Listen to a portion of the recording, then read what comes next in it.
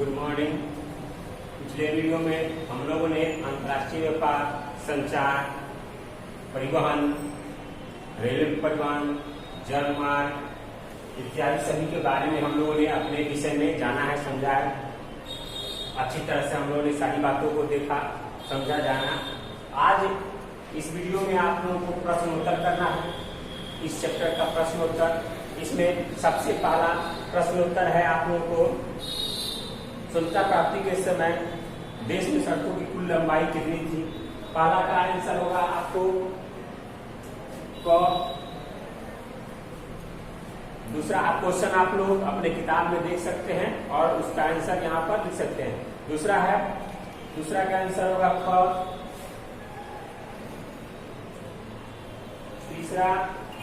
तीसरा का ग, चौथा का क, तीसरा का ग, चौथा का क, पांचवा घ, छठवां का पांचवा घ, छठवां क, सातवां ग, आठवां ग, सातवां का ग होगा, आठवां का ग होगा, नौवां ख, दसवां का ख, दसवां का ख। ये आप लोगों का ऑब्जेक्टिव का क्वेश्चन का आंसर है। इसको आप कॉपी में किताब देखकर नोटबुक में लिख सकते हैं। क्वेश्चन क्या है आप समझ सकते हैं। उसके बाद है लघु उत्तरीय क्वेश्चन। तो लघु उत्तरीय क्वेश्चन में पहला क्वेश्चन है, भारत में सड़कों के प्रादेशिक वितरण का वर्णन प्रस्तुत कीजिए। भारत में सड़कों का प्रादेशिक वितरण, तो आप लोगों को मैंने बताया था भारत में सड़कों का प्रादेशिक वितरण है, एक्सप्रेसवे है, सीमांत सड़क है, जिला सड़कें हैं, अंतर्राज्यीय मार्ग हैं। ये जो है आप लोगों की किताब में दिया हुआ है कि प्रादेशिक प्रदेश के अंदर यानी देश के अंदर जितने भी सड़कों का विकास किया गया है वो आपको उसमें दिया गया है। जो आपको नेशनल हाईवे, स्टेट हाईवे, जिला सड़कें, ग्रामीण सड़कें, इन भागों में बांटा गया है। जो अंतर्राज्यीय जो नेशनल हाईवे कहा जाता है, राष्ट्रीय राजमार्ग, वो आपको दो बड़े महानगरों या दो राजधानियों के बीच में जोड़ने का काम करती है। दूसरा है आपको राज्य सड़कें, जो जिला मुख्यालयों को जोड़ने के लिए काम करती हैं, जोड़ने का काम करती हैं।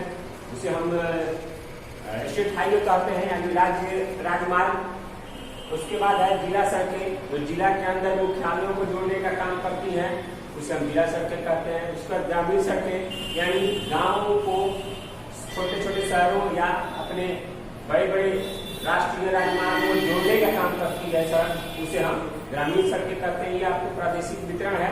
आप लोग किताब में लीजिएगा, मेरा वीडियो देखिएगा, आप लोग समझ में आएगा।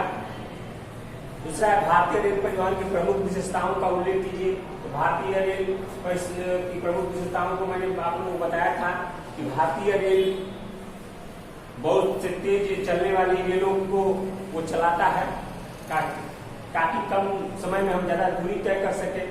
उसके बाद यात्री का बीमा का भी शुरुआत किया गया है।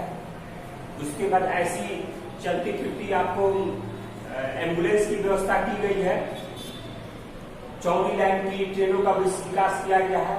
बिजली से चलने वाली ट्रेनों का विकास किया गया है।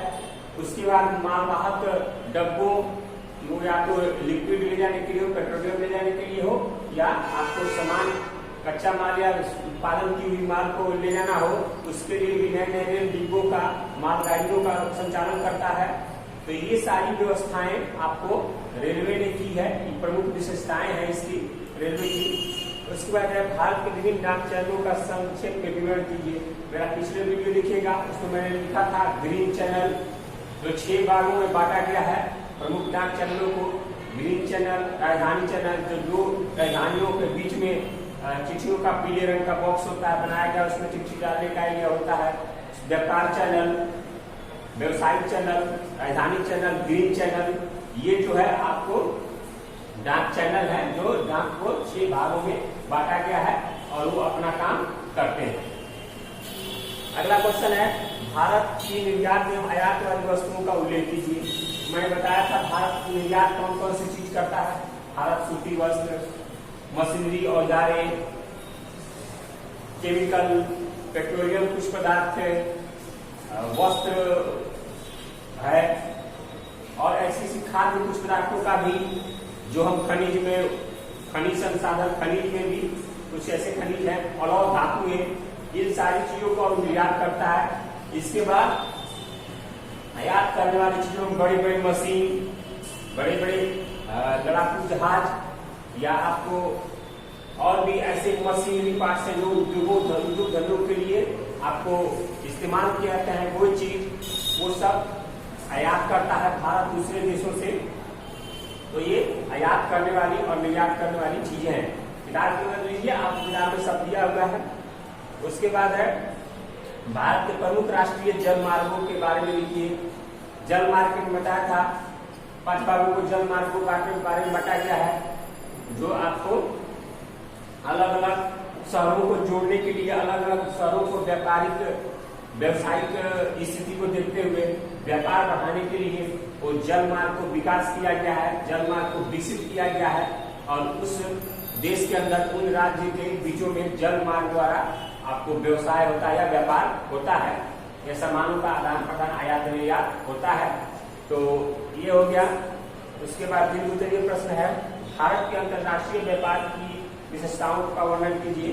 भारत का अंतर्राष्ट्रीय व्यापार मैंने बताया था, भारत अंतर्राष्ट्रीय व्यापार की महत्व को समझा है और इसने अंतर्राष्ट्रीय व्यापार में बहुत ही अच्छा काम किया है, बहुत ही अच्छा विकास कर रहा है।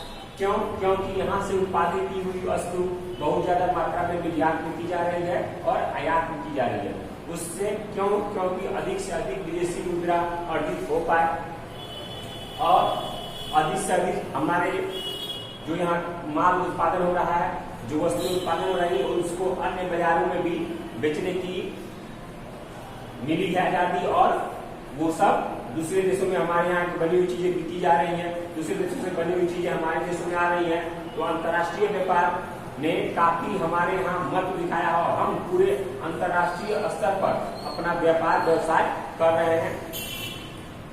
दूसरा, भारत में पाए जाने वाले विभिन्न प्रकार की सड़कों का विस्तृत विवरण कीजिए। भारत में पाए जाने वाले, मैं बताया था आप लोगों को, NH है, उसके बाद SH है, NH को राष्ट्रीय राजमार्ग यानी नेशनल हाईवे, SH है स्टेट हाईवे राष्ट्रीय राज्य राजमार्ग, उसका एक्सप्रेसवे है, उसके बाद उत्तर पश्चिम गलियारा है, स्वर्णिम चतुर्भुज मार्ग है जिसको हम लोग 4 लेन बोलते हैं। ये सारी चीजें आप लोगों को सड़कों के विकास में भारत की पाई जा रही हैं और सड़कों का विकास भारत में बहुत तेजी से हुआ है। आजकल एक्सप्रेसवे बनाई जा रही है, इसमें बहुत तेज गति से गाड़ियां चलती हैं, एलिवेटेड पुल बनाए जा रहे हैं। उसके बाद आप लोगों को 4 लेन बनाया जा रहा है एक्सप्रेस, जिससे कम समय में हम हर दूरी को पार कर लें। यानी उसके बाद भारत एक और 6th लेन परियोजना, 6th लेन यानी 6 लेन वाली सड़कों का विकास कर रही है, जिससे भारत के बड़े बड़े देशों यानी दिल्ली, मुंबई से जुड़ना बहुत ही आसान हो जाएगा, वहां दूरी तय करना बहुत ही आसान हो जाएगा। तो उस तरह का भी काम चल रहा है हमारे भारत में। तो ये आप लोगों को है। उसके बाद भारत अर्थव्यवस्था में परिवहन या संचार साधनों की महत्ता को स्पष्ट कीजिए। तो आप लोग भारत की अर्थव्यवस्था में संचार और परिवहन की बात जानते हैं, क्योंकि मैंने पहले बताया था उद्योग धंधों की स्थापना उसी आधार पर की गई है जहां परिवहन की सुविधा हो, जहां परिवहन की सुविधा हो और परिवहन की सुविधा के कारण माल ढुलाई का खर्च कम आएगा, माल उत्पादित माल ले जाने में कम खर्च आएगा। तो परिवहन की महत्व तो हम जानते हैं। आज आप लोग मुंबई में सबसे अधिक गेहूं हो रहा है और अगले दिन हमारे यहाँ चला आ रहा है, तो हमारे परिवहन की देन है, हमारे सड़क मार्ग का देन है, हमारे रेलवे राजमार्ग का देन है। तो इसलिए परिवहन की महत्व बहुत ही अर्थव्यवस्था में, क्योंकि सामानों का आदान प्रदान देश के अंदर सड़क मार्ग से, रेल मार्ग से सबसे अधिक होता है। उसके बाद आप लोगों का है संचार का साधन। तो संचार का साधन मैंने बताया था, संचार आज आप बेंगलोर जैसे देख लीजिए, सूचना और प्रौद्योगिकी के लिए वो एक बड़ा शहर विकसित हो गया है, एक बड़ा आपको हब के रूप में जाना जाता है। तो संचार के साथ साथ विश्व में भारत का बहुत ही योगदान बढ़ा है। आजकल भारत सॉफ्टवेयर भी उत्पादन कर रहा है, सॉफ्टवेयर भी अन्य देशों को बेच रहा है। तो तो वो संचार या के मामले में और सूचना प्रौद्योगिकी मामले में भारत काफी आत्मनिर्भर हो चुका है। संचार के माध्यम से आज पूरे विश्व के व्यापार को हम वैश्वीकरण में हम जुड़ चुके हैं। पूरे विश्व में व्यापार करना हमारे लिए आसान हो गया है। कोई भी सूचना, कोई भी हर तरह का कोई कागज भेजने के लिए हम संचार के अलग अलग पार्ट का अलग अलग प्रकारों का उपयोग करते हैं। बात करना हो तो फोन से बात करते हैं, मैसेज देना हो मोबाइल से, ईमेल से, फैक्स से, ये सब मैसेज दिया जाता है। अगर कोई जरूरी कागजात भेजने हो, सरकारी हो या कोई भी हो, तो उसका डाक चैनलों के द्वारा, डाक विभाग के द्वारा हम भेजते हैं एक जगह से दूसरी जगह। तो ये संचार हमारे लिए बहुत ही महत्वपूर्ण है। संचार आजकल अर्थव्यवस्था में बहुत तेजी ला दिया है। अर्थव्यवस्था की गति को संचार ने बढ़ा दिया है। परिवहन और संचार ने अर्थव्यवस्था की गति को काफी ऊंचा कर दिया है, बढ़ा दिया है।